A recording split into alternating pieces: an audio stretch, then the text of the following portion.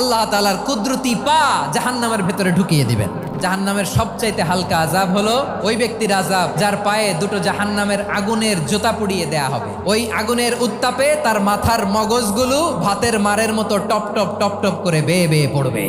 এইটা যদি সবচেয়ে লাইট পানিশমেন্ট হয়, সবচেয়ে হালকা পাতলা সহনীয় আযাব যদি হয়, তাহলে ভয়ঙ্কর তোমার আযাবের কি অবস্থা হবে? জাহান্নামের অবস্থা এত ভয়ঙ্কর হবে, জাহান্নামের ভেতরে লক্ষ লক্ষ কোটি কোটি কাফির মুশরিককে দেওয়ার পরেও জাহান্নাম বলবে হালমিম মাজিদ, আরো আছে নাকি, আরো দাও, আমার ক্ষুধা নিবারণ হয় নাই।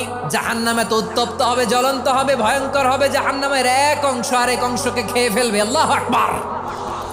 জাহান্নামের রক্ষী ফেরেশতারা কি করবে তারা নিজেরাও বুঝতে পারবে না। কোনো কিছুতেই যখন জাহান্নামকে শান্ত করা যায় না, আল্লাহ তাআলা তার কুদরতি পা জাহান্নামে ঢুকিয়ে দিবেন। দেওয়ার সাথে সাথে জাহান্নাম থেকে আওয়াজ আসবে, কাত বিইজ্জাতিকা ওয়া বিকারামিকা, আল্লাহ আপনার ইজ্জতের কসম, যথেষ্ট হয়েছে, আর লাগবে না। সুবহানাল্লাহ বলেন।